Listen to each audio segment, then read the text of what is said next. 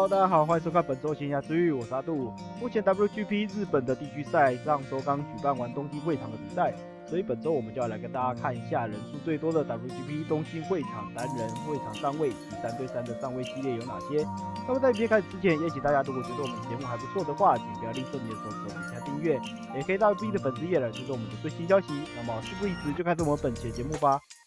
好的，那现在画面大所看到的就是这一次东京会场的上位分布。这一次会场分为5组，一共有20部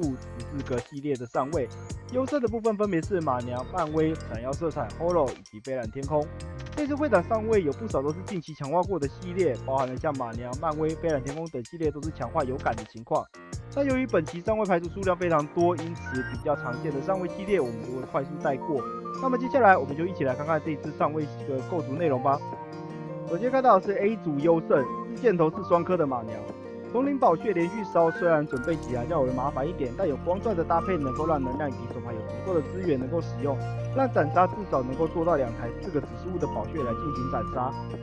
接着看到的是 A 组准优胜8门轴的迪士尼，获得强化之后，在性能上获得了不错的补强，让斩杀的部分能够更加的稳定。接着是 A 组的第3名4砖4双颗的炼巨人。虽然进卡表的自限非常的严重，但本身优秀的系统仍然让他在赛场上有一战的实力，也不得不让人佩服玩家对这个系列的坚持以及热情。接着是 A 组的第4名8城门走的地色全明星。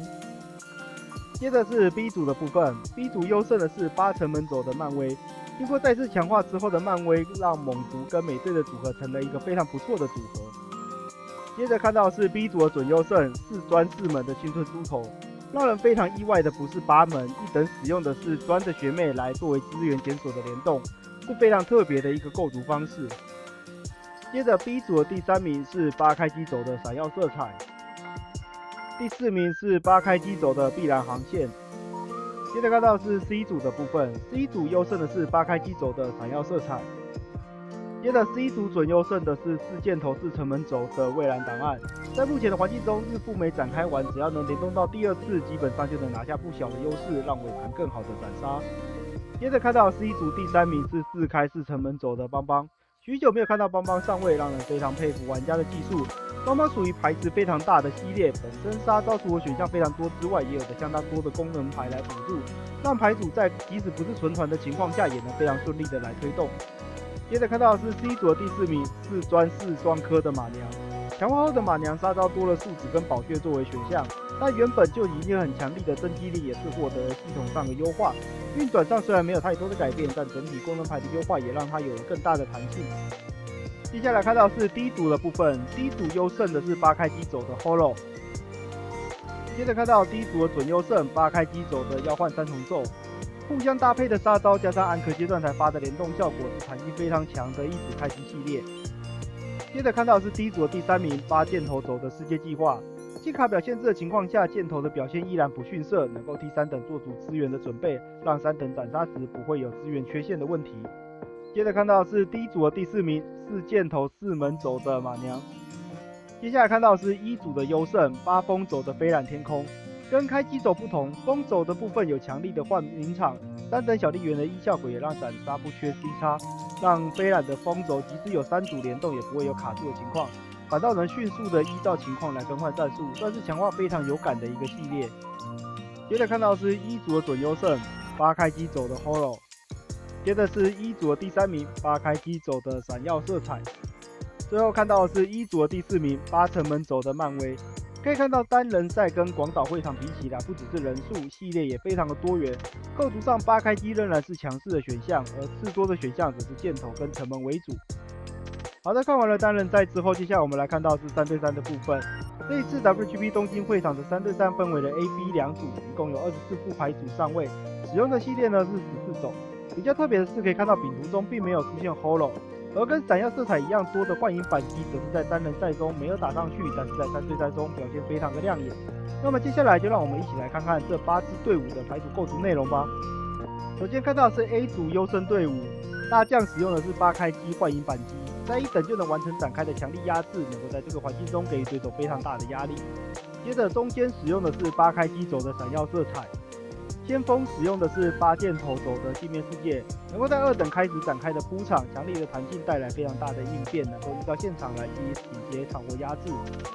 接着是准优胜 A 组准优胜大将使用的是8门走的青春猪头，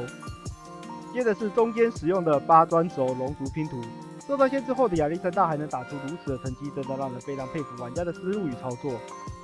接着先锋使用的是8开机走的5等份2奶轴。接着是 A 组的第3名队伍，大将使用的是8开机轴闪耀色彩。接着中间使用的是8箭头走的世界计划。接着先锋使用的是8开机轴的5等份2奶轴。接着看到是 A 组的第4名队伍，大将使用的是4专4双科的炼巨人。接着中间使用的是8开机轴闪耀色彩，跟使用带动优子作为杀刀的方式稍微有些不同。这一副选择的是从4给魂或烧1的真奶来作为杀刀的选项。接着先锋使用的是4门4双科的马娘，素子在这一次的新代强化中也是热门的杀刀选项，不错的杀刀加上本身不吃继承，也让展开方便了许多。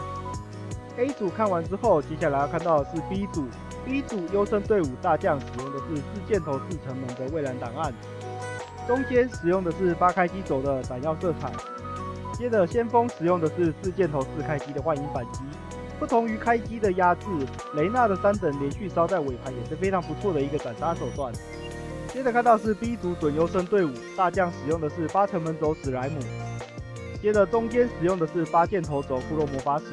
搭配4件卡多功能运转的系统，让尾盘有足够的资源来进行斩杀。接下来是先锋使用的是8门走的青春猪头。接着看到是 B 组第3名的队伍，大将使用的是6城门2双科的蜡笔小新，超高爆发力的3等让追击的范围变得非常大，而时隔多年后的强化也确实让蜡笔小新有了赛场的竞争力。接着中间使用的是4专4双科的炼巨人。接下来是先锋使用的是8开机走的幻影反击。接下来看到是 B 组第4名的队伍，大将使用的是8城门走福利连。角色与事件的周回让资源运转非常的方便，3等的斩杀由于有跳板也十分的节省能量，是非常稳打的一个系列。接着看到是中间使用的是8箭头走的幻影反击。最后看到是先锋使用的是8箭头走的镜面世界。好的，以上就是我们本周收集的 WGP 2024东京会场资讯分享。环境上的系列仍然丰富，但如上一期所说的，开机仍然是数量较多的部分，而其中给予角色击倒联动效果的部分，也有部分系列开始投入使用。由于并不需要自己击倒，只需要前台有1台能够击倒对手就好的联动，在这个环境中也找到了突破口。尾盘也都倾向于以4速取胜的连续招商，这也让人更期待后续赛事中还有哪些玩家们巧思构筑的牌组。那么网络上有很多牌组参考与构成，也希望大家能够从众多资料与本频道中获取一些组合的灵感。那如果大家有其他想法或建议，也欢迎在留言区分享与交流。那我们本期的节目就到这边结束了，那我们下期再见，拜拜。